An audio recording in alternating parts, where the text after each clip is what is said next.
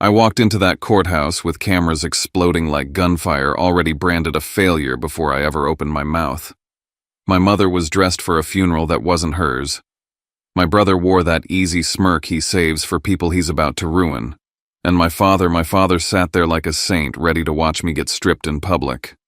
I expected humiliation. I expected headlines. I expected to be made into a cautionary tale. Then the judge looked up, leaned forward, and asked one question so precise it felt like a blade. My father froze. My brother's smirk died mid-breath, and their lawyer went paper white right there at the table. Because that question didn't just expose their lie, it dragged into the light the one thing I'd kept buried for 8 years. The reason they were willing to burn me down in front of the whole city. My name is Dash Mercer. And before I tell you what happened in that courtroom, I just need to know you're here with me. Drop a simple hi in the comments or tell me where you're watching from. Sometimes knowing someone is listening is the only thing that keeps you steady when your own family is trying to erase you.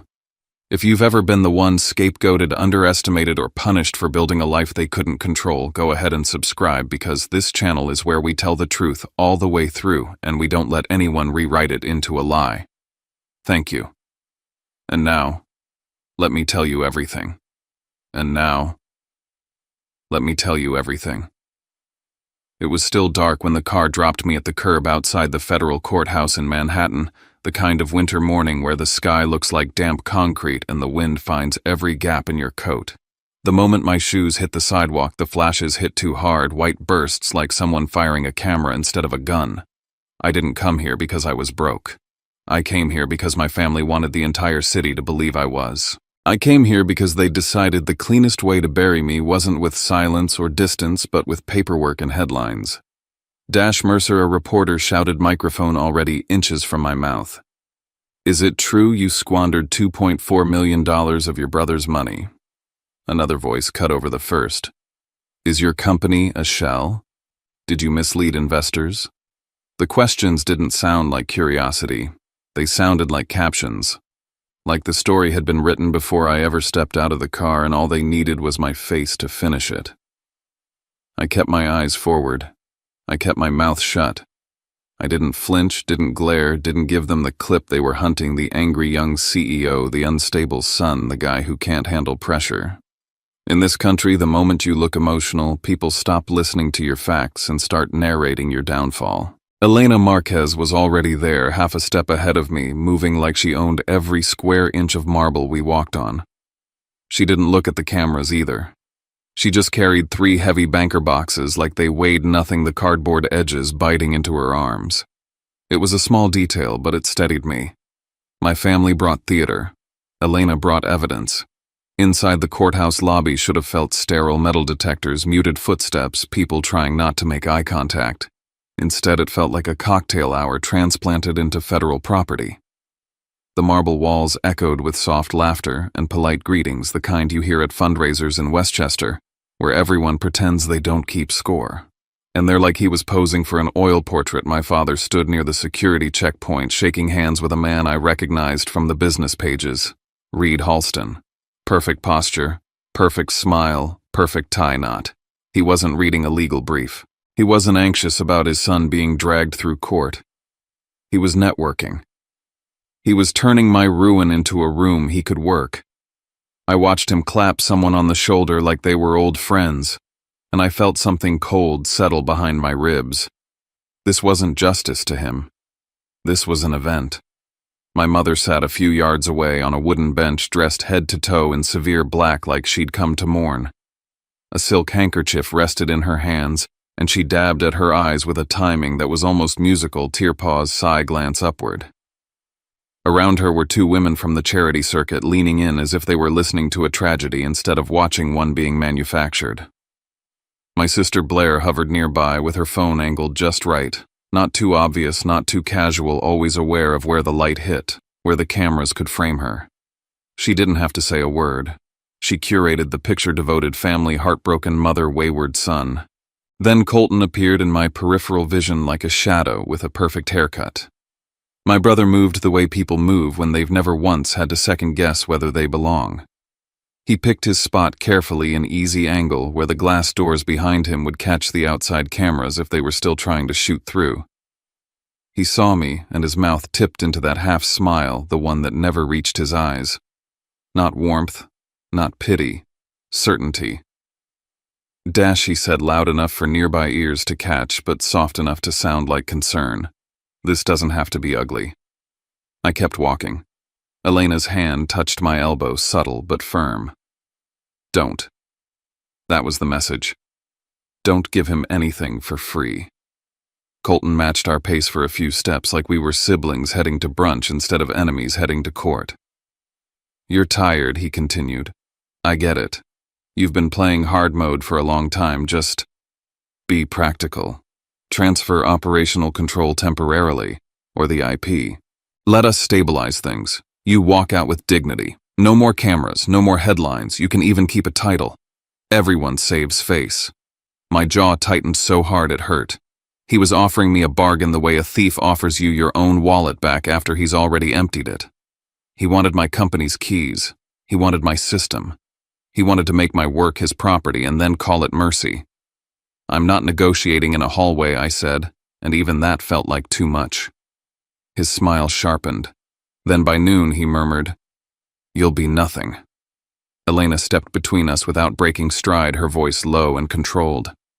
Mr. Halston stepped back. "Any communication goes through counsel."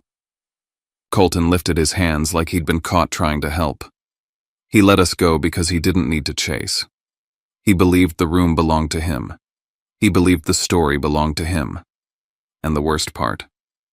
On a surface level, it already did. Cameras at the doors, reporters in the lobby, my mother in mourning black, my father shaking hands like a saint, Blair positioned like a public relations manager, everyone watching me like I'd already been convicted. We reached the corridor outside courtroom 7. I could hear the muffled shuffle of people settling inside, the scrape of chairs, the quiet urgency of press. Elena set the boxes down for a moment and looked at me without softness. "Remember," she said, "they want you reactive. They want you messy. Let them perform. Today is about process and proof." I nodded, but my throat felt tight. Not from fear of the judge, from something older. From the feeling of being the family scapegoat, the one they could point to whenever they needed a villain to make themselves look cleaner. When the doors opened, the gallery was already filling. I saw the press notebooks. I saw the phones. I saw my father's profile from the front row, straight-backed, composed, ready to be wounded on camera. My mother's handkerchief moved on cue. Colton's smirk returned as soon as he took his seat. Blair angled herself again, ensuring she'd be visible to anyone who'd later screenshot the room and call it news. I sat at the defendant's table and folded my hands on the smooth wood. The sound of paper rustling felt louder than it should. Pen tips scratched across notepads like insects. Elena slid one box closer, then another, calm as a surgeon. I looked across the aisle at my brother and understood with a sick clarity they weren't just trying to embarrass me. They were trying to erase me from my own industry. Bankruptcy wasn't the end goal. It was the weapon. If they could stamp me insolvent in a federal courtroom, contracts would freeze, clients would panic, and the world I built would collapse under a label they manufactured. I kept my face still, but my mind snapped backward 8 years like a door opening onto a room I hadn't entered in a long time. Because this didn't begin with a petition. It began with a verdict delivered long before any judge ever knew my name. It began in my father's library in Scarsdale, on an afternoon when I showed them the thing I believed in, and they sentenced me for it at home. 8 years ago, the Scarsdale house smelled like polished wood and lemon wax, the kind of scent that clings to money that's been in one family too long. It was late fall, gray light filtering through tall windows, and I stood in the library with a pitch deck I'd rehearsed until my throat went raw. I wasn't naive about them. I knew my family didn't do passion. They did optics. They did safety. They did legacy. But I believed stupidly earnestly that if I spoke their language, if I came with numbers and projections and a clean structure, they'd hear me as more than the odd one out. I set my laptop on the heavy desk and laid printed slides on the coffee table like evidence in a case.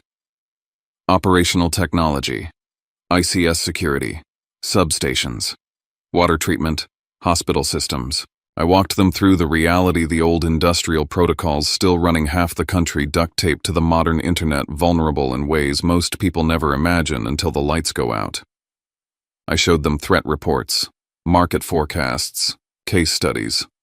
I talked about ransomware and state-sponsored attacks, about how the line between cyber and physical had already blurred, and how the next crisis wouldn't be stolen credit cards, it would be poisoned water, or a dead hospital generator. I talked for 20 minutes straight, heart-pounding, hands steady because I'd trained them to be. When I finished, there was a silence so thick, it felt like the room had absorbed every sound. My father didn't look at my graphs. He looked at me. Reed Halston leaned back in his chair, fingers steepled, expression smooth and clinical. This, he said, is a hobby. The word hit like a slap. It's not a hobby, I said, trying to keep my voice even. It's critical. The demand. He lifted a hand, dismissing my sentence mid-flight. We manage capital, he said. We don't crawl around in server rooms. Colton laughed from the couch, not loud, just enough to signal allegiance. He picked up one of my printed pages, glanced at the headline, and tossed it back down. So you're basically a mechanic, he said, smiling. With a keyboard. My mother's eyes softened in that particular way wealthy people soften their eyes when they're deciding to pity you instead of respect you. Blair didn't speak. She didn't need to. She sat there like she was watching something unfortunate happen to someone else, already calculating how to explain it later if anyone asked. I tried one last time. I'm asking for seed capital, I said. Not a gift, an investment. I'll pay it back with interest. Treat it like a transaction. My father sighed, the long-suffering sigh of a man burdened by a child who refuses to be convenient. Dash, he said, you're smart, but you're not built for this. You get attached. You obsess. You'll burn through money trying to save the world, and then you'll come back here broke. He stood, walked to the window, and looked out at the perfectly trimmed lawn like it was proof he was right. I won't fund your failure, he said without turning around. When you're ready to be serious, Colton can find you a place. Compliance, operations, something appropriate. That was the trial. No shouting, no slammed doors. Just a sentence spoken like law: you don't belong. Guilty of wanting something they didn't understand. I didn't argue. I didn't beg. I gathered my papers, slid them back into my folder, and walked out of that library with my hands steady and my chest hollow. I didn't quit my family in a dramatic scene. I simply stepped out of their orbit and started moving like a man who had no intention of crawling back. Brooklyn was the opposite of Scarsdale in every way that mattered.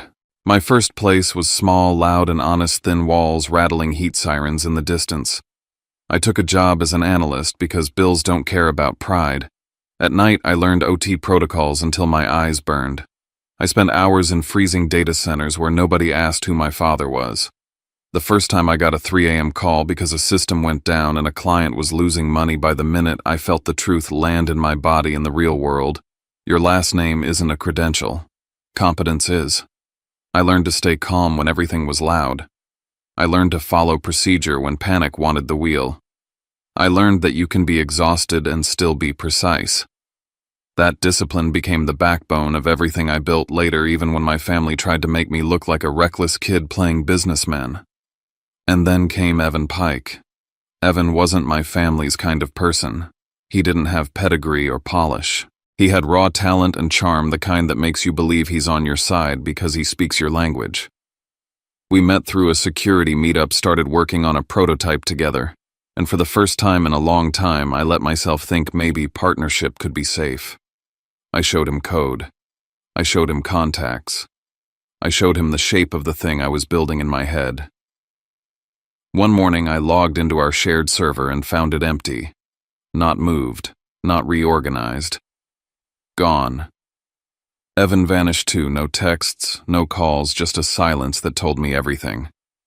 Weeks later, I heard through the grapevine he'd sold a version of our prototype to a competitor for a quick payout and called it business. I sat on my apartment floor, staring at my laptop, feeling the kind of betrayal that makes your stomach go cold. I didn't have money to hire lawyers. I didn't have a family safety net I was willing to touch. So I did the only thing I could do. I rebuilt. Line by line. From scratch. And while I rebuilt, I wrote new rules inside my own head. No one gets the whole picture. No one gets the keys to the core. Not because I'm paranoid. Because I learned the hard way that the world doesn't protect you. You protect you.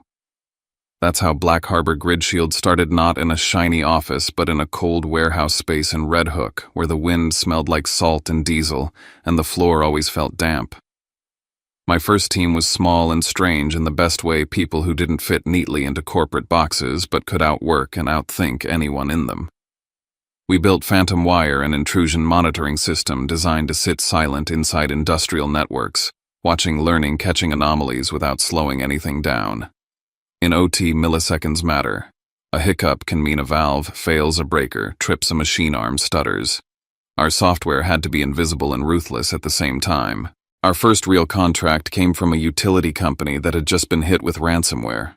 They were desperate. The big firms gave them timelines that sounded like funerals. We promised speed and we delivered. When that first check cleared, I didn't celebrate. I stared at the balance long enough to feel my heart settle into a new rhythm. Not relief. Proof. Proof that I could build something real without anyone's permission. As we grew and moved operations toward Long Island City, I made a decision that shaped the next 8 years I hid. Not from the world, but from my family. I kept my legal name for what it was, but in the industry panels, interviews, press blurbs, I used a professional identity, a buffer between my work and the Halston ecosystem. I didn't do it for drama. I did it because I knew them. If they smelled success, they wouldn't congratulate me. They'd intervene. They'd attach strings. They'd turn my company into an extension of their image or their balance sheet. I didn't want their hands anywhere near the thing I'd built with blood and sleepless nights. For a while it worked. I built quietly. I lived modestly. I reinvested everything. I kept my circle tight and my core tighter. Then we won the kind of contract that stops being startup news and starts being a different category of attention. Critical infrastructure, real oversight, real stakes. I didn't pop champagne. I didn't post about it. I sat alone in my office and felt a single thought cut through the adrenaline. The bigger this gets, the more eyes will look. And if my family ever finds out, they won't need my address. They'll just follow the money. I thought I had built a fortress. I didn't realize I'd built a beacon. The night it happened, I was at my desk reviewing deployment timelines when my phone buzzed with a bank notification. Then another. Then an email from a process server. The air in my office went thin. I opened the attachment and saw the seal of the United States Bankruptcy Court, black and official on white paper. Petition for involuntary bankruptcy. My name. My company. And there, like a gunshot in numerical form, $2.4 million. A number chosen to make people gasp, chosen to make me look reckless, chosen to sound believable to strangers and devastating to clients. I stared at it until my eyes burned, and in that moment I understood exactly what my father had taught me in that library without realizing it. In the Halston family, truth has never been the point. Control has. And now, they were coming for mine. The petition hit my phone like a punch to the throat. It wasn't a rumor, not a threat, not a nasty email forwarded by some industry gossip account. It was official, stamped, formatted in that cold federal way that makes your pulse spike before your brain even catches up. In re Dashiell Mercer. In re Black Harbor Grid Shield. A forced bankruptcy filing initiated by my own brother. I read it once, standing in my office, then again sitting down because my knees decided they didn't want to hold me anymore. The story inside was almost elegant in how cruel it was.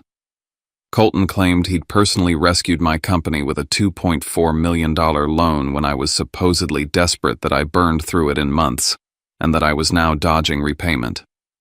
He painted me as reckless, incompetent, and dishonest, the kind of founder who plays CEO until the bills arrive. It wasn't just a legal document, it was a script written for creditors, clients, and anyone who'd ever searched my name. And right there, embedded between the accusations, was the real objective. He wasn't asking a court to help him collect. He was asking a court to take control, to appoint someone who could step into my company and touch the machinery. Operational oversight. Receivership language. Authority to secure assets, preserve value, protect creditors. Words that sound harmless until you understand what they unlock. He wanted access to my operations. He wanted access to my intellectual property. He wanted the right under the cover of law to put his hands on the core of what I'd built. I kept reading and found the document he knew would land hardest: strategic investment agreement. It looked legitimate at first glance: sections, clauses, professional formatting, the kind of thing an expensive lawyer would draft and an expensive family would sign without blinking. It contained a clause that made my stomach drop. In the event of financial instability, the lender, Colton Halston, reserved the right to assume temporary operational control and appoint an interim board to safeguard the investment. Temporary, interim, safeguard. All the friendly words people use when they're trying to steal something without sounding like thieves. Then I hit the signature page. My name was there. My handwriting. The shape of the letters was mine in the way a mask can resemble your face. But it was wrong. Too even. Too smooth. The pressure didn't vary. The curves didn't show the tiny hesitation my hand always carries because of an old fracture that never healed perfectly. I'd broken my wrist in college, and ever since my signature had a faint, involuntary jag where the pen changes direction. This one was sterile, as if it had been drawn slowly by someone holding their breath. Not written, traced. Lifted from something I'd signed years ago and grafted into a lie. I should have felt relief. Forgery meant I could fight it. But relief didn't come because the deeper I went, the more I realized how carefully the lie had been constructed.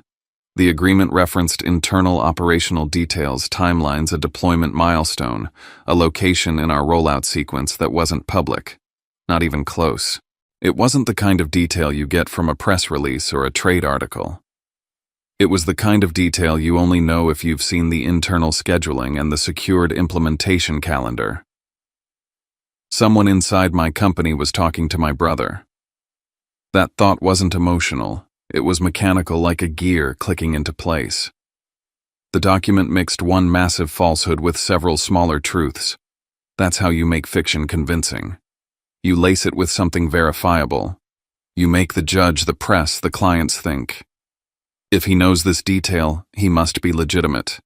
If he knows this schedule, he must be involved. My phone buzzed again. Elena Marquez. I didn't answer with hello. I answered with, he filed it. I know, she said, and her voice didn't change. Get here. Now. I drove through Manhattan like I was chasing oxygen. Elena's office in Midtown was bright and quiet and brutal in its order. Glass, steel, clean lines, nothing sentimental. When I walked in, I didn't sit. I dropped the entire packet onto her desk hard enough that her pen jumped. This money never existed, I said. And that signature isn't mine. Elena didn't blink. She slid on her reading glasses and flipped through pages with the patience of someone dissecting a threat. We're going to treat this like what it is, she said. 2 fronts. She tapped the signature page. First, we prove fabrication. Forensic handwriting analysis. Comparison sets from your verified contracts, tax filings, state IDs. We go after the routing number they listed for the alleged transfer. We subpoena his accounts. We make the court look for money that never moved. Then she tapped the sections with operational control language. Second, we prove motive and method. This isn't a family dispute. This is an attempted takeover fueled by internal leakage. I pointed to the deployment detail I'd caught.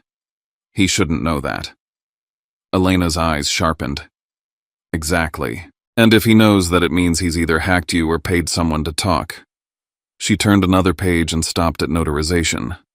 The silence that followed lasted 1 heartbeat too long. The notary seal was embossed, not printed. A physical press, real raised impression. And the name in the ring around it wasn't Colton's. It wasn't a random notary. Marjorie Halston. My mother. For a second, my brain tried to protect me with the old lie I'd carried for years. Colton is the problem. Reed enables. Marjorie just follows. Blair just manages optics. That story let me function. It let me compartmentalize. It let me imagine my mother was weak, not malicious. But that seal wasn't weakness. A seal is an action. A seal means she held paper in her hands and pressed her authority into it. Or she let someone take that authority and use it. Either way, my family wasn't watching Colton hurt me. They were participating. Elena's voice cut through the fog. "This changes the scope," she said calmly. "If her commission is expired, it's not just misconduct, it's fraud. If it's active, then she notarized a forged signature. Either way, she's tied to the document in a way no one can handwave." I swallowed hard. My throat felt raw and dry at the same time. I always told myself she wouldn't go that far. Elena gave me a look that wasn't unkind, just honest. People go farther when the stakes are fear and money. She slid the petition back toward me and pointed to a section that wasn't highlighted, wasn't dramatic, but was deadly. "Now we talk about why they chose bankruptcy." I knew. I didn't want to say it, but I knew. Elena didn't let me avoid it. "Your contract has stability clauses," she said. "A bankruptcy proceeding triggers review. It doesn't matter whether it's real or frivolous." They pause. They freeze. They don't care about your family drama. They care about risk. The air in the room felt thinner, because that was the true target. Not my pride, not my reputation, not even the $2.4 million lie.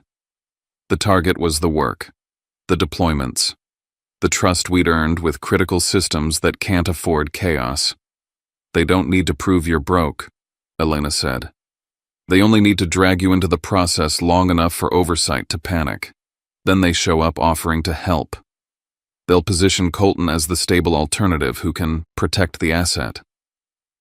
I stared at the papers and felt something sharper than fear take over. Anger, yes, but not the loud kind. The focused kind. The kind that makes you stop thinking about what you want to yell and start thinking about what you need to build. "Those internal details," I said quietly. "That's the weak point. That's the entry point," Elena corrected. "And it's also our leverage. If they have someone inside, we can make that leak work for us." I looked down at the agreement again. The lie wasn't just that money moved. The lie was that he had any right to step into my company at all. If I could prove he was feeding off stolen information, his whole posture as a concerned creditor would collapse. And if he acted on a false internal detail, we could catch him in a legal misstep he couldn't explain away. Elena leaned forward. "Here's how we do this. Shield and sword." She listed it like a checklist because that's how she fought. Shield: forensic signature analysis, routing number, validation, subpoena bank records, audit your company's books. Show solvency. Show the absence of any $2.4 million transfer. Destroy the premise. Then she paused and let the second part land. Sword: controlled misinformation. We plant a detail so specific it can only come from your inner circle. A fake asset relocation. A fake destination. If Colton's side references it in any motion affidavit emergency filing, we prove he has unauthorized access to internal communications. That's not family drama. That's espionage. I pictured my office, my team, people I'd promoted, trusted, paid, well defended. People who knew the late-night rhythms of our deployment schedules and the private language we used when we were under pressure. My stomach tightened, so I have to go back in there and pretend I'm cornered. "Yes," Elena said. "You can't blow up. You can't purge. You can't spook the leak. You act stressed, you act vulnerable, and you feed a memo to a small group. Then we wait and watch which way the water runs." I drove back to Long Island City with the petition in my passenger seat like it was radioactive. When I walked into the office, the lights were bright, the hum of servers steady, the usual rhythm of people working with purpose. On the surface, nothing had changed. But I felt the shift. Every laugh in the hallway, every glance, every phone lifted too quickly, my mind tagged it with a question mark. I walked past desks and forced my face into calm. I nodded at familiar people and felt like I was walking through my own house after discovering someone had copied the keys. Inside my office, I closed the door and stared at the wall for a long time. Then I opened a blank document. I was going to write a memo. It would be stamped confidential. It would include a destination that didn't exist for us. It would read like a desperate CEO trying to save his company from a court freeze. And then I was going to wait for my brother to make a move he couldn't possibly justify. By the time the week before the hearing began, the rumor had already metastasized. In this industry, people don't wait for facts. They wait for signals. A bankruptcy petition is a signal. Even when it's a lie, it still rattles cages. Vendors start calling. Prospects pause. Competitors start circling. And inside Black Harbor Grid Shield, the tension sat in the air like static. Our office in Long Island City was usually loud in the best way, whiteboards filled with deployment notes, engineers arguing over edge cases, the quiet clatter of keyboards building something that mattered. That week, it was different. Conversations dropped when I walked by. People checked their phones too often. Anxiety moved through the floor like a vibration. I wanted to slam a fist on a table and demand answers. I wanted to pull security logs and interrogate everyone. But that wasn't strategy. That was emotion. And emotion was exactly what Colton expected from me. He wanted me to implode. He wanted me to turn my own company into a crime scene so he could point and say, "See, he can't handle it." So I did the opposite. I became the version of myself that scares people like Colton the most, the calm one. I scheduled a closed-door meeting with the only group that could carry the level of information my brother had referenced. 6 people, my chief engineer, my systems architect, the project manager on the infrastructure rollout, ops, compliance, finance, the people who held the keys to the timeline and the logistics. They filed into the glass conference room with careful faces. I didn't offer reassurance. I didn't offer panic. I offered direction. "We're under attack," I said, "legally and reputationally, and we're going to handle it by procedure." I laid down the rule before I laid down the bait. No Slack, no email, no texting. Verbal instructions only. If anyone takes notes, the notes come to me at the end of this meeting. If anyone asks for documentation, you refer them to counsel. If anyone outside this room asks what we're doing, the answer is business as usual. I watched their reactions the way you watch a poker table. Not because I enjoyed it, because I had to. Who immediately looked for a loophole. Who seemed relieved by structure. Who looked too interested. Then I slid the memo onto the table, paper only, internal stamp, emergency header. I didn't say the destination at first. I let them read.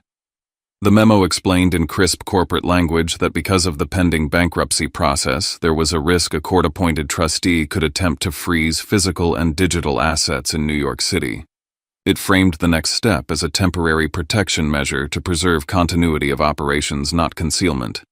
It named specific categories: backup drives, server racks tied to the current infrastructure project, and offline copies of critical IP.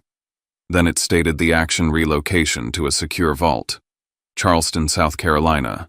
A date, a time window, a staging point, container codes, inventory lists.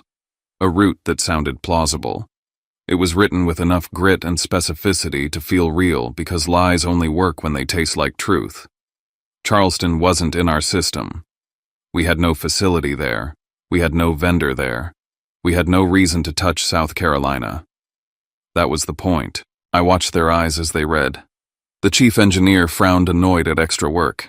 The architect's shoulders tightened, concerned, but focused. Compliance blinked slowly, calculating risk. Finance scanned the inventory list like he was already seeing cost overruns. And then Trent Caldwell, our project manager, asked exactly the question I needed him to ask. "Is this legal?" he said, voice-controlled. If we're already in proceedings, I answered the way a cornered CEO would answer, not the way the truth would. "It's a preservation measure," I said. "We're not hiding anything. We're ensuring continuity.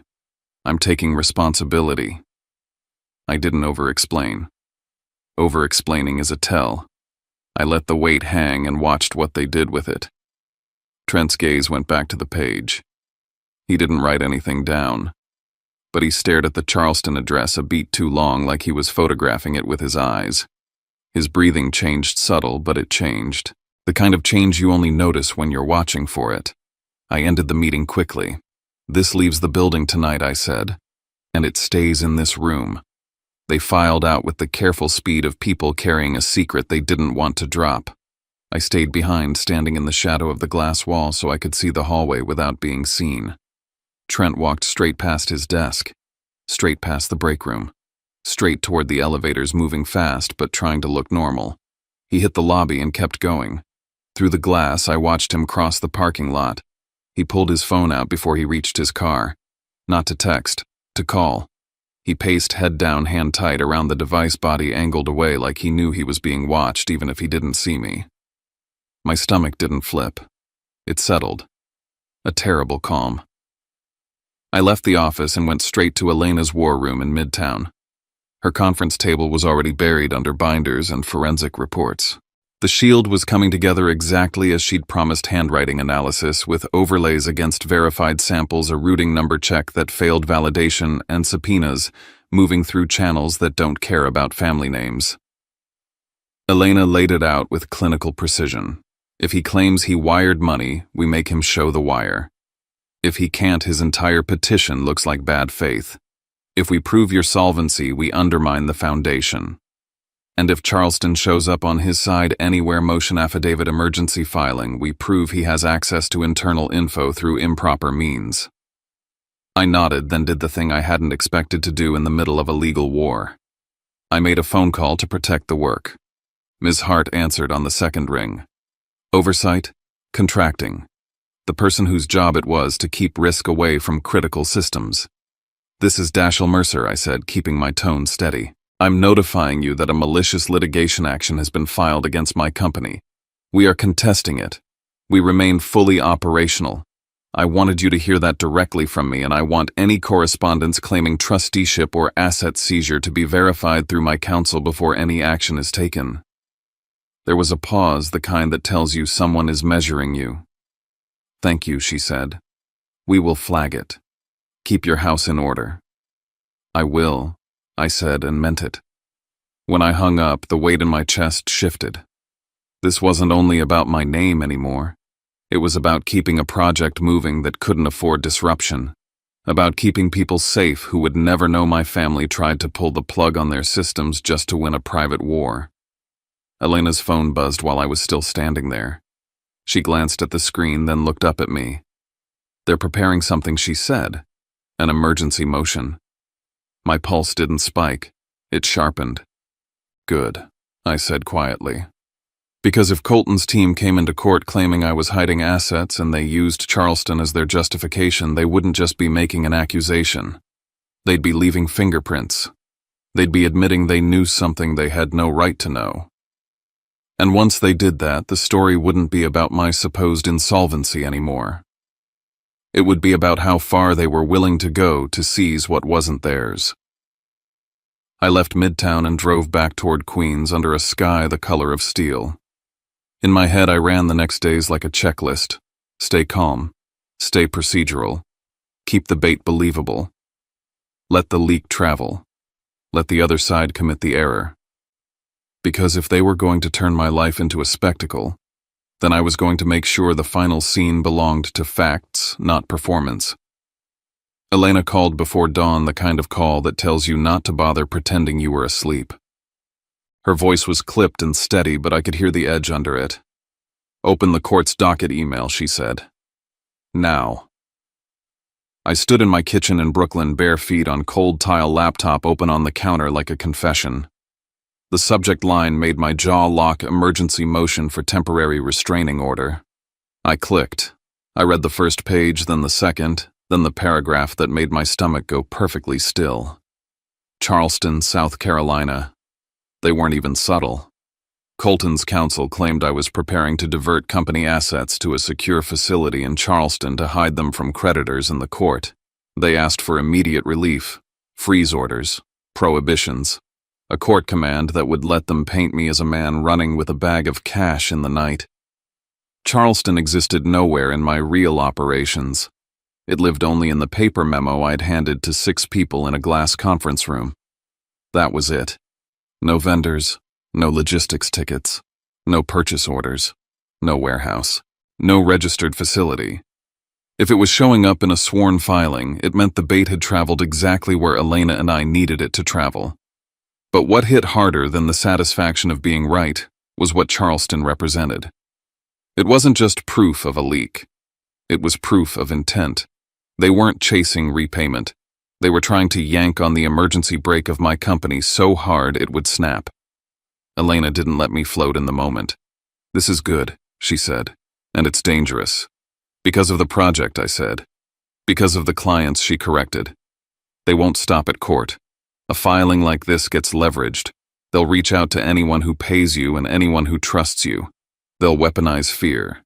They'll try to freeze payments, stall implementation, and make you look unstable." I stared at the words, "temporary restraining order," and thought about the people who didn't care about my family name, only the risk it could bring into their systems. Utilities. Municipal infrastructure. Healthcare. Institutions that live and die by continuity. The moment they hear bankruptcy, they picture chaos. The moment they hear trustee, they picture strangers with authority. The moment they hear relocation, they picture a company trying to run. My phone buzzed with another message from Elena. Not a question, a confirmation. I checked the notary she texted.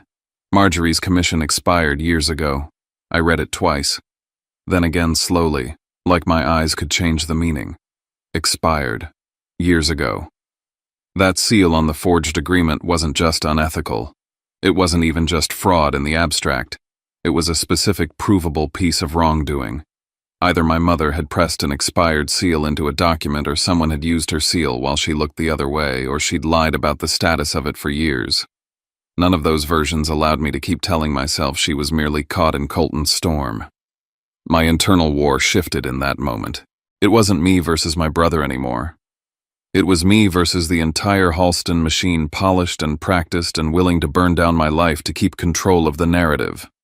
Elena called again. "There's more," she said. I opened the TRO attachment again, this time reading for technical tells instead of emotion. Elena guided me like a surgeon. Page 7. That line about the staggered deployment phase, that reference to the integration window. I found it, and my throat tightened. They referenced a component of our rollout that wasn't public and wasn't general. It was the kind of detail that lived in our project timeline and the internal engineering calendar. Something a consultant couldn't guess. Something a casual observer couldn't infer. "This isn't just someone repeating the memo," Elena said. "They have operational access." It meant the leak wasn't a one-time slip. It meant someone could see what we were doing when we were doing it and how we were doing it. Someone close enough to cause harm without ever setting foot in a server room. I wanted to react. To lock accounts. To pull badges. To fire people in a wave and deal with the fallout later. But Elena had already warned me what that would do. If I made sudden moves, the leak would disappear into a new channel, a burner phone, a coffee meeting, a cousin's lawyer, something I couldn't trace. So I didn't do anything loud. I did things quiet. That afternoon I sat with our internal IT lead and gave instructions like I was ordering a renovation, not a counterintelligence operation. We tightened permissions in layers, not slamming doors, just narrowing hallways. We created individualized watermarks for sensitive documents so each person's view carried a subtle identifier. Nothing obvious, nothing that screamed trap. Just enough that if content moved, we'd know whose version it came from. We turned on deeper logging on the project server, who opened what from which device, from which network, at what time, how long it stayed open. We added alerts for downloads of timeline documents and architecture summaries that had no legitimate reason to be accessed at midnight. By evening, the first report landed in my inbox. It was dry. It was technical. It was the kind of thing you can stare at for a long time without breathing, because it doesn't look like betrayal until you understand what it means. A project management account accessed the deployment timeline at an hour that didn't match any scheduled work. It wasn't a late-night emergency. It wasn't an outage. It was the wrong kind of access, quiet, deliberate, and strangely timed. I cross-referenced schedules. The account's activity aligned with Trent's domain of control. It didn't prove Trent did it, but it proved the information was moving through his neighborhood. I didn't confront him. I didn't change his access. I didn't even let my expression change when I passed him in the hallway the next morning. If he was the conduit he needed to feel safe enough to keep talking. Meanwhile, Elena prepared for the hearing like it was both a legal event and a media event, because in Manhattan, Those two things share the same oxygen. We predicted cameras. We predicted planted quotes. We predicted curated anguish. Your job, she told me, is to be a wall. No reactions. No hallway arguments. No sound bites. You don't win this in the lobby. You win it in the transcript. Because the transcript is the one thing they couldn't edit. That night when I thought I'd finally get a few hours of silence, my phone lit up with an unfamiliar number. A hospital CIO from Tri-State Metro Care. I'd met him twice, both times in rooms where everything smelled like disinfectant and urgency. Dash, he said, voice tight. We received an email about a trustee and an asset verification process. It mentions Charleston. It references your company and claims a court order. My stomach went cold again, but this time it wasn't from shock. It was from recognition. Elena had called it. They were moving beyond court filings. They were trying to touch the clients. Don't do anything, I said. Forward it to me. Include the full headers. We haven't responded, he said. But it looks official. The board is already asking questions. I'll handle it, I said. And the words felt heavier than any vow I'd ever made. You did the right thing by calling. When I hung up, I stood in my apartment with the lights off, looking out at Brooklyn like the city might offer an answer. I didn't know how far they'd go, but I knew the direction. They weren't aiming to embarrass me anymore. They were aiming to create a crisis so loud that everyone would accept them as the solution. I didn't sleep. I watched the clock. I listened to the city. I waited for the next dirty step because I could feel it coming with the certainty of weather. The morning of the hearing, Manhattan looked like it always does when it's trying to pretend winter doesn't matter.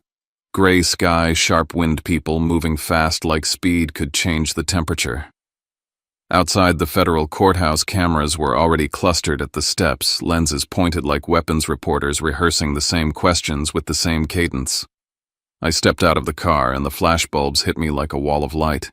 For a fraction of a second, I was back in my 20s, walking into a room full of Halston friends who'd already decided I was the problem. Then I felt Elena at my side, moving with the calm of someone who'd done this 100 times and never once let panic steer. Eyes forward, she murmured. No mouth. Microphones pushed toward me. Someone yelled my name like it was a verdict. Another voice shouted, 2.4 million, as if saying the number out loud made it real. I didn't flinch. I didn't turn. I walked through them like the air around me was thick but harmless. Inside the marble lobby gleamed too clean for what people did in it. Reed Halston was there, tall posture, perfect suit, shaking hands like this was a gala and not a courtroom. Marjorie sat with that same composed grief she'd practiced for decades, black clothes and a delicate scarf, eyes damp at the corners at exactly the right moments.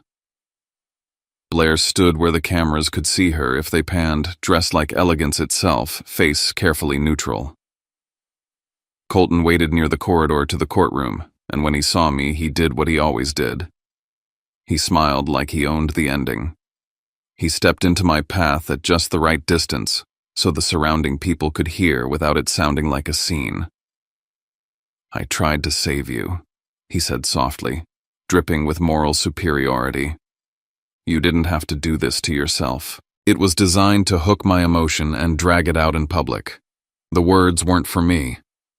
They were for the clip, the narrative, the version of the story where he's the brother who offered help, and I'm the man too proud to accept it.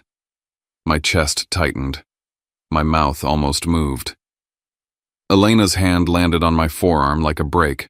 Not rough, not dramatic. Just enough to redirect my body past him. Not here, she said so quietly it could have been a breath. We kept walking. Colton's smile held for a second longer, then flattened as we didn't give him anything to harvest. Halfway down the corridor, my phone buzzed. It was the Tri-State CIO again, and the timing alone told me this wasn't an update. This was escalation. Dash, he said, without preamble, we got a second message. It's not just about assets. It's asking for credentials. I stopped walking just for a heartbeat, then kept moving while Elena watched my face. What credentials? I asked. Root access, he said, and his voice cracked on the words. They're claiming they're a court-appointed trustee. They're saying they need to verify systems before transfer to Charleston. They're requesting the password for oxygen and life support control interfaces. For a moment, the hallway noise disappeared. All I could hear was the blood moving in my ears. Because that wasn't just harassment. That was someone reaching for the throat of a hospital. "Do not give them anything," I said, my voice dropping into the tone I use during incidents at 3 a.m. Lockdown. Whitelist only known IPs. Isolate the admin interface. Forward the email with full headers. I want source path and any attachments. "We already froze the request," he said. "But it looks like a court order. People are scared." "They're counting on that," I said. "Fear is the tool. Process is the shield. Send me everything." I hung up and looked at Elena. I didn't have to explain. My face told her enough. She didn't ask if I was okay. She asked for what mattered. "Do you have it?" "Not yet," I said. "But it mentions Charleston." Elena's eyes hardened. "Then it's connected. And if it's connected, it's not just bad faith litigation. It's impersonation and an attempted intrusion." We detoured into the building's business center, the kind of bland office room meant for people printing exhibits and praying over binders. Elena moved fast, all focus, no wasted motion. I forwarded the CIO's email to her as soon as it hit my inbox. She didn't just print the body. She printed the headers, the routing path, the technical fingerprints that people like Colton never think about because they assume the world runs on appearances. As the printer spit out pages, I scanned the timestamps. The email had been sent minutes before we walked into the courthouse. Not hours, not last night. Minutes. Which meant whoever sent it was either reckless beyond reason or close enough to do it while sitting inside this building hidden by the noise of the hearing. Elena stacked the pages like ammunition. "This changes the posture," she said. "The judge won't treat this as siblings fighting over money once we show a fake court order aimed at a hospital system." I swallowed the urge to run back into the lobby and drag Colton by the collar in front of every camera. That's what he wanted. That's what he'd trained me toward my whole life. Instead, I did what my company had taught me to do, treat it like an incident. Contain, preserve evidence, escalate through proper channels. We walked into the courtroom and the air felt different in there, denser, like everyone was holding the same breath. Lawyers at tables, clerks setting up, observers in the back rows like they were watching theater. I scanned the gallery not out of paranoia, but because paranoia is useless and observation is not. And there he was. Trent Caldwell, sitting near the rear cap, pulled low company jacket, zipped up, positioned close to the aisle like a man who expected to leave quickly. He didn't look at me like an employee worried about his CEO. He looked at me like someone watching a live feed, waiting to report. My hand tightened around the edge of the table as Elena slid into her seat beside me. Across the aisle, Gideon Price, Colton's attorney, arranged his documents with smug precision. Colton sat behind him, posture relaxed, eyes dipping toward his phone beneath the table like a habit he couldn't break. Reed and Marjorie wore their public faces. Reed's jaw set in righteous disappointment. Marjorie's fingers curled around her tissue like a prop she'd rehearsed with. Blair held herself still, carefully camera-ready, even when no cameras were allowed inside, because she understood something most people don't. Courtrooms have their own kind of audience. Elena placed the printed email at the front of our stack where she could reach it in one motion. I could feel my heartbeat, but it didn't control me. I was past embarrassment now, past family pain, past the old desire to be understood. If they were willing to pose as a trustee to pry at life support systems, then they weren't just trying to ruin my career. They were endangering people who had nothing to do with the Halstons, nothing to do with my last name, nothing to do with my childhood. The clerk called the room to order. Chairs shifted, papers whispered. The judge entered, and the temperature seemed to drop 1 more degree. I stared straight ahead, hand still, face unreadable, because that was the only way to keep this from becoming the circus my family had planned. And as the hearing began, I knew one thing with absolute clarity. All it would take was one properly framed question about a federal infrastructure contract and the obligations tied to it, and the story they'd built, bankruptcy, concern, moral outrage, would collapse under the weight of what they had actually done. Not in the lobby, not on camera, in the record, where lies go to die. The courtroom felt like a set built to kill me in public. The gallery was packed reporters, family friends, people who'd already decided what kind of man I was. I sat where they wanted me, the defendant's table spine, straight palms on cold wood face still. They needed me to shake. I didn't give them that. Gideon Price stood and delivered his opening like a press release with a law degree. He called me reckless. He called Black Harbor Grid Shield a shell. He said I'd torched $2.4 million and was about to run again, and he said Charleston like it was a destination he'd personally watched me book. He asked the court to appoint a trustee immediately to step in to seize control to protect creditors. It sounded responsible until you listened to what it actually meant. Judge Latham Klein didn't look impressed. He flipped through the filing, stopped at the company description, and lifted his eyes past Gideon, past Elena, straight to me. His voice wasn't loud, but it had that precision that makes a room go quiet. Mr. Mercer, he said, is Black Harbor Grid Shield, a prime or key contractor on a federal critical infrastructure protection project. I answered the only way a man tells the truth when it matters. Yes, Your Honor. He didn't let me hide behind vagueness. Does that work involve federal oversight and active operating systems for power, water, or hospitals? Yes, I said again, careful with my scope, clear on what I could confirm. The air changed. My father, Reed Halston, went still in the front row too, still like a man hearing the floor open under him. Colton's expression collapsed in real time, his smugness draining out like someone pulled a plug. Gideon's face lost color because he understood what the judge had just done. He'd moved this out of family theater and into a category where lies don't stay civil.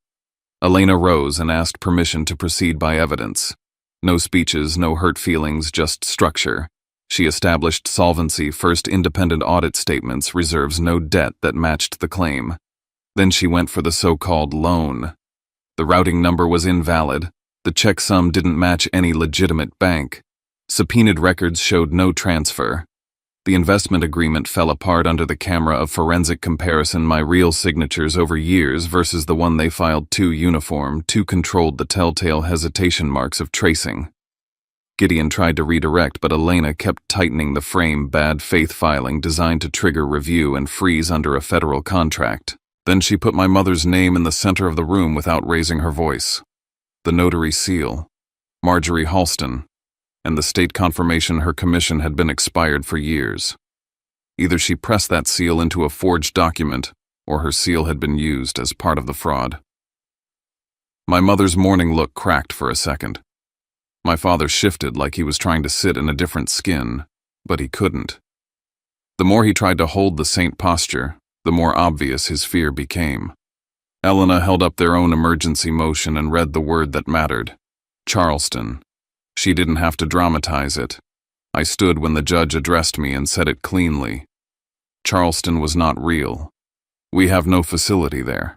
I created that destination as controlled internal information to test for a leak. It was shared only with my senior management. The judge's gaze sharpened. It wasn't just a false allegation now. It was proof they'd received internal operational data they had no lawful way to obtain. Then, Elena placed the printed email on the record, the one sent to Tri-State MetroCare, the one that used Charleston to sound credible. The sender claimed to be a court-appointed trustee. The message demanded root access to life support systems, attached a fake court order, and tried to force a hospital into compliance through fear. The courtroom stopped being a place where rich families argue about money. It became a room where a judge had to consider impersonation wire fraud and attempted interference with critical services. I didn't accuse anyone with emotion. I only pointed when the judge asked about internal access. That man, I said, indicating the back row. Trent Caldwell. He's on my project side. The judge instructed the bailiff to control the doors. No one moved. For the first time all morning, my family looked like they understood the roles had flipped. I wasn't being tried by their story anymore. They were being examined by the court. Judge Klein leaned back then forward and stripped the case down to the one demand no performance can survive. Show me the money, he said. If you filed based on a specific debt, you produce proof of the transfer. Gideon started talking about complex structures and private arrangements, but the judge cut him off. Evidence, he said, not narrative. Gideon's hands trembled as he shuffled paper that couldn't save him. Elena introduced the detail that connected the lie to something older and uglier. The transaction coding and footer metadata on the forged agreement matched the formatting used by Halston Ridge Advisory, my father's firm. She paired it with public indicators, complaints, questions, and investigation trail around missing allocations that mirrored the same number, $2.4 million. I didn't need anyone to explain the shape of it. My brother's loan wasn't just a weapon against me. It was a paper tunnel for my father's books, a way to bury a hole under the label of a failed family rescue. Judge Klein called my father to the stand area. He asked simple questions that left no place to hide. Did you know about this agreement? Did you authorize any transfers? Do you recognize this coding? Reed tried to push it onto Colton to frame it as a son acting alone, but the judge pointed out what was obvious in the record. The notary seal belonged to Reed's wife, the coding matched Reed's system, and the only beneficiary of a lost loan story was Reed's balance sheet and reputation. My father's control cracked. He tried to protect his image and ended up exposing motive. He spoke about needing time, needing the quarter to close clean, needing the project to pause so things could settle. Elena didn't pounce. She simply let the words sit in the transcript where they could never be unsaid, and she made the court hear what they meant, intent to interfere with an active, federal-linked infrastructure deployment. Then the judge turned to Trent. He asked about contact with Colton. Trent tried to minimize it until the judge pressed on specifics, Charleston timeline's internal details. Trent admitted what mattered. Colton offered him a title, and money at the family firm asked for schedules and operational details, and Trent fed him what he could, including the Charleston memo. He said he knew it felt wrong, but did it anyway. In a few minutes, the triangle became clear. Colton requested, Trent supplied, Reed stood to benefit. Judge Klein ruled with a finality that felt like air rushing back into my lungs. The involuntary petition was dismissed immediately as a bad faith filing grounded in false documents. Colton was barred from refiling the same claim. Exhibits were preserved and the transcript and evidence were referred for federal investigation, forgery fraud on the court, impersonation, wire fraud, bribery, corporate espionage, and attempted interference with critical operations. The judge ordered Trent held for further coordination and treated the hospital email as especially serious. Colton couldn't stop himself when he realized the room no longer belonged to him. He blurted that it was never about repayment, that he just wanted to bring me down, to put me back where he thought I belonged. The judge had it entered into the record. No more pretending this was concern. Outside the courtroom in the hallway, my parents reached for me like they could still claim the role of family. They begged for a private talk. They begged me not to let the investigation touch the firm. My father's voice sounded smaller than I'd ever heard it. My mother looked at me like grief could erase ink. I kept my voice even, because that was the only way to make it real. Today, I'm not here as your son, I said. I'm here as the CEO of Black Harbor Gridshield. Families argue at dinner. They don't try to bankrupt their own child in federal court. I didn't negotiate. I didn't soften it. I walked away. That afternoon, I contacted oversight and confirmed what the ruling meant. The petition was dead, the court had recognized fraud, and our work continued. Back at the office, I activated the security plan we'd built for exactly this kind of breach, revoked Trent's access, audited every pathway, rebuilt trust with clients through facts and timelines. I had walked into court expecting to be humiliated on camera. I walked out with my company intact, the record clean, and the one thing I'd hidden for 8 years no longer buried, not to impress anyone, but to protect something my family never understood: the work that keeps other people's lights on. You know, walking out of that courthouse, I expected relief, to feel like a clean break, a snap, a shock of cold air, maybe even a taste of victory. But the truth. It felt more like the moment when a deep wound finally closes, not with celebration, but with the strange quiet of survival. I remember the clatter of heels and camera shutters echoing behind me, the last flashes dying against the glass, and the world outside brighter than I remembered. I stood on those courthouse steps, one hand gripping the railing, just to remind myself I was still real, still here, still holding the weight and the proof that none of them could take away who I'd become. For 8 years, I lived as a shadow in my own family's story.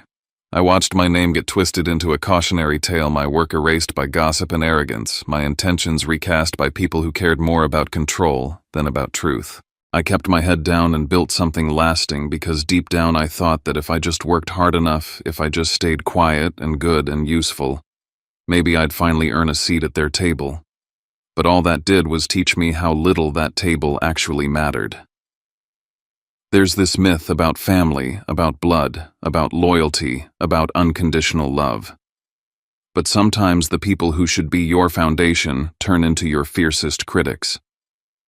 Sometimes they trade your trust for their own security. Sometimes the greatest act of love you can offer yourself is the decision to walk away. That's what I learned standing in the fluorescent haze of a federal courtroom, staring across polished wood at the faces I used to trust and realizing maybe for the first time that I was the only one fighting for the right thing. It's not easy to break free from that kind of story. The world loves neat endings, stories about prodigal sons returning, about forgiveness earned and granted, about families coming together in the end. But my story isn't neat. My story is jagged and uncomfortable and true. My story is about what happens when you refuse to be the scapegoat, when you choose to put your integrity above your last name, when you realize that protecting what matters most sometimes means letting go of what you always thought mattered. I won't pretend it didn't hurt. Every lie cut deep. Every public accusation felt like a slap I had to absorb in silence. But when Judge Klein looked at me, not at my father, not at Colton, not at the narrative that had been built up in private emails and closed-door meetings, and asked for the truth, I realized that my story wasn't a tragedy. It was a reckoning. It was a reminder that in the end, only the truth can withstand the light. And here's what I want to say to you, whoever you are, if you're still reading, if you're still listening, don't let anyone, not even the people you love, define your worth for you. Don't let their fears or insecurities become your prison. If you're fighting to be seen, to be heard, to be understood, I promise you, you're not alone. Maybe your battle isn't in a courtroom. Maybe it's at work, at home, in a classroom, or just in your own mind. But I hope you know that standing up for yourself, even when your voice shakes, even when you have to stand alone, that's the bravest thing you'll ever do. I learned to trust the team that stood by me when it mattered, the friends who stayed up with me at 3 a.m, the mentors who taught me not just how to build a company but how to survive a storm, the colleagues who chose honesty over convenience. I learned that family isn't about who shares your DNA, it's about who shows up when the lights go out, who believes in you when you can't believe in yourself. So maybe this story isn't just about legal battles and family betrayal. Maybe it's about becoming the kind of person who can walk away from the table and set your own.